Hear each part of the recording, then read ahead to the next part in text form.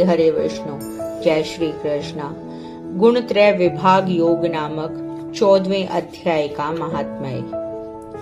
महादेव कहते हैं, पार्वती, अब मैं भव बंधन से छुटकारा पाने के साधनभूत 14वें अध्याय का महात्म्य बतलाता हूँ। तुम ध्यान देकर सुनो। सिंघल द्वीप में विक्रम बेताल नामक एक राजा थे, जो सिंह के समान पराक्रमी और कलाओं के भंडार थे। एक दिन वे शिकार खेलने के लिए उत्सुक होकर राजकुमारों सहित 2 कुत्तों को साथ लिए वन में गए। वहां पहुंचने पर उन्होंने तीव्र गति से भागते हुए खरगोश के पीछे कुत्तों को छोड़ दिया। उस समय सब प्राणियों के देखते देखते खरगोश इस प्रकार भागने लगा मानो कहीं उड़ गया हो। दौड़ते दौड़ते बहुत थक जाने के कारण वह एक खंदक यानी गहरे गड्ढे में गिर पड़ा। गिरने पर भी वह कुत्तों के हाथ नहीं आया और उस स्थान पर जा पहुंचा जहां का वातावरण बहुत ही शांत था। वहां हिरन निर्भय होकर सब ओर से वृक्षों की छाया में बैठे रहते थे। बंदर भी अपने आप टूटकर गिरे हुए नारियल के फलों को और पके हुए आमों से पूर्ण तृप्त रहते थे। वहां सिंह हाथी के बच्चों के साथ खेलते और सांप निडर होकर मोर के पंखों में घुस जाया करते थे। उस स्थान पर एक आश्रम के भीतर वत्स नामक मुनि रहते थे, जो जितेंद्रिय एवं शांत भाव से निरंतर गीता के 14वें अध्याय का पाठ किया करते थे।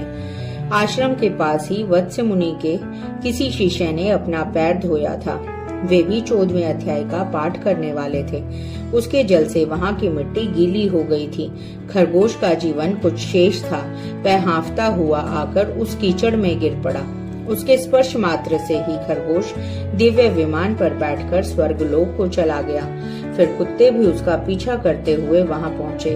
वहां उसके शरीर में भी कुछ कीचड़ के छींटे लग गए थे।